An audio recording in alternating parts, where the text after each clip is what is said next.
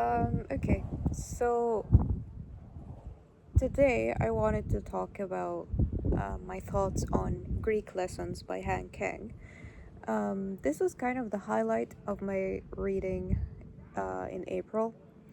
I honestly didn't read much, but I think this book really resonated with me very strongly, so I just wanted to focus on it in this video.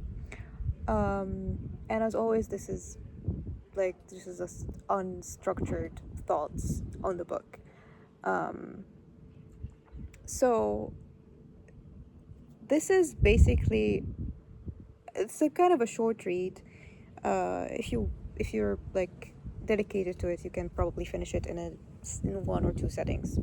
But I kind of sat with it for a while, and I think I'm glad I did so because I feel like it touched me in so many different ways, and I wanted to let it kind of settle in my brain every like step of the way.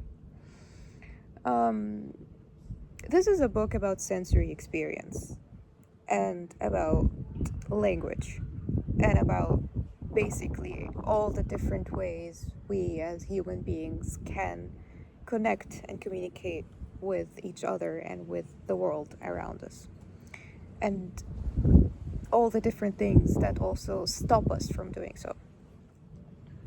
Um, the very start of the book, there is a saying that kind of sets the tone for everything that comes afterwards. It says, "He took the sword and laid the naked metal between them." And then a little bit later, the writer says about a distant memory, "There was not yet a knife between me and the world. So at the time, this was enough." So basically, during this story, we experience life through the eyes of two different main characters.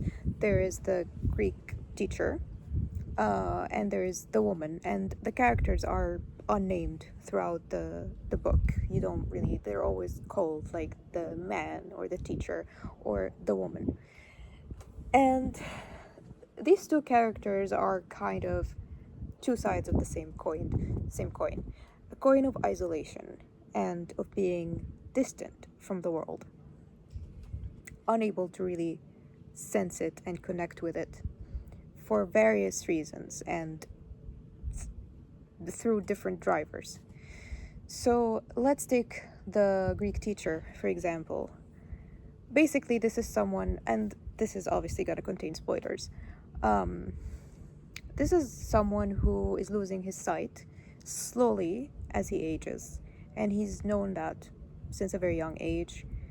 And we see him kind of experience life as it slowly slips away from him, quite literally. He is actually interested in experiencing life, in absorbing it, in noticing the details and looking at scenery and experiencing the depth of all of the different dimensions of the scenes he sees, and the people's faces, and the scenery, the sun, and the waves, and all of that. And yet, as time passes, he's very well aware, and he can experience it and notice it in real time, that this is all slipping away from him.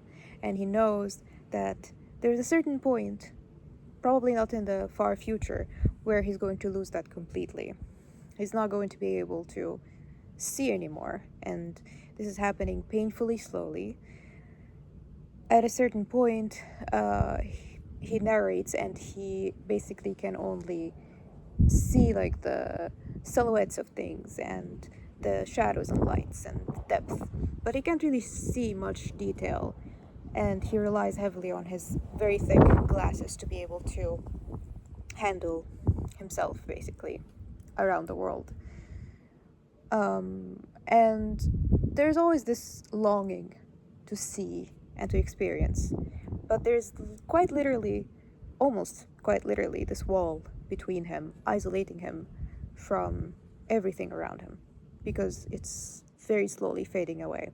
And there is this gloomy realization and knowing that this is going in a very specific direction and to an inevitable end where all of this is going to turn into nothingness eventually, and he's going to have to figure out some other way of experiencing the world and communicating with others. And on the other hand, we see a different face for isolation in the woman. This is a person who grew up, obviously, with a lot of trauma, with the question of whether she even deserves to exist in this world. And she gets to a point where she loses custody of her child. She feels incredibly helpless. And you know already throughout the story that she is someone who keeps shrinking herself as much as she can since her childhood. Again, she doesn't truly believe that she deserves space in the world. She moves like she hunches her shoulders. She wears black so that she doesn't attract attention. She speaks quietly and slowly.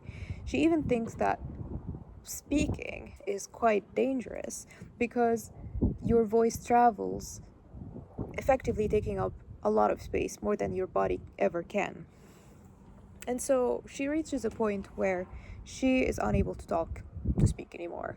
And she describes it, or it's described in the book, that words just, she feels them inside, but they go up to her throat and they can't come up. It's just impossible for her. And there's a lot of beautiful sections about the depth of words and how certain sounds can convey things, like even like heavy breathing and moans and very, very peculiar random sounds can communicate a lot of things. So it's not limited to just words. And she can't even produce these simple sounds most of the time. The most we ever see her do is actually like communicate through her breathing. Like her breath gets heavy and then someone notices that, and that's the most communication she actually does through sound, at least throughout the book. But for her, this is kind of a different side of this isolation. She's not, unlike the teacher, she's not someone who's out there and wants to experience the world. She actually experiences it, and it's quite heavy on her. And she doesn't feel like she has a place in it, even. She doesn't really truly believe that she has a right to exist in it, and she feels quite helpless. So she shrinks and she isolates continuously until, again, there is this metaphorical wall between her and the universe and other people. There's also a theme that I found quite interesting, given the context of this story, since one person is losing their sight and one person is unable to communicate through words. We get to see a lot of other layers of connection and communication. So you get to really focus on the textures of things and the sounds people make and the heavy breathing and the shallow breaths and the silhouettes of things and the colors of them and the overall blurry shapes of them. And it's very beautifully written, and it really communicates. Like, I feel like there's a lot of sections that while I was reading them, I really felt like I can sense these things with my fingers. I can hear them, I can feel them fully.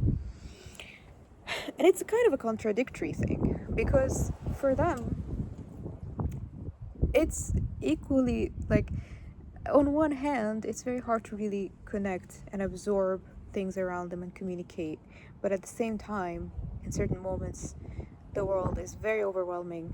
Their senses, it's quite deafening, because they experience it very fully, but not, they experience it very intensely, but not fully, because there's always this layer missing. And I found it's very interesting in the end when, again, spoilers, but we see a very vulnerable moment for the teacher where his glasses break, and he basically has no way to move around and see anything. And at that time, the only person who's there to help is that woman. And how can someone who can't see and someone who can't speak communicate? Somehow they find a way, and she's able to occasionally trace some words on his palm with her finger. And I found that quite intimate. And this somehow they have this weird conversation where the teacher keeps going on and talking about his memories and things he feels and his thoughts, and she sits silent, but as the reader, you know the thoughts going on in her head, you know where her mind wanders to in response to some things he's saying. So it's kind of a conversation that only you, as the reader, can fully listen to or experience. But for the teacher, for example, he probably feels like he's talking to himself, and he already says that multiple times, like, it feels weird that I'm talking to myself. I've never done that before. And like from the outside, as an observer, you wouldn't really see a conversation, but it's happening, and we see a connection develop from that.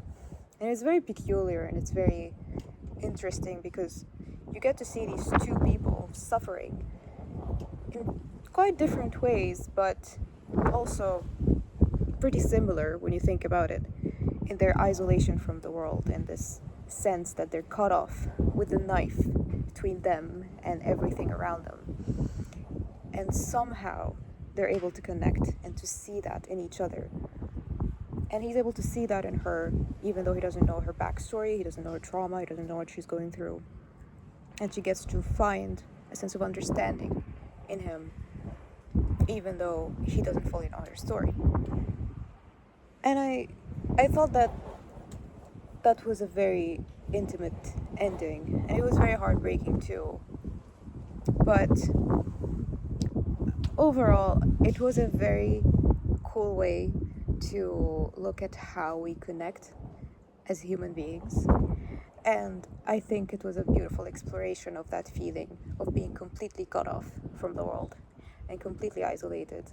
Like, I've never seen loneliness and isolation depicted so effectively and so beautifully before.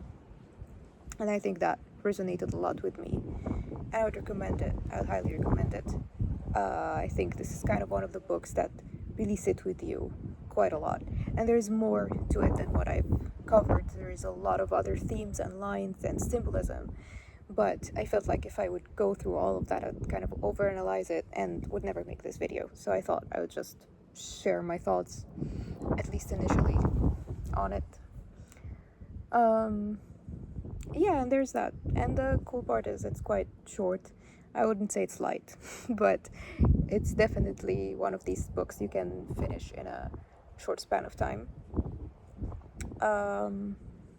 Yeah, that's all for today. Thank you. Bye bye.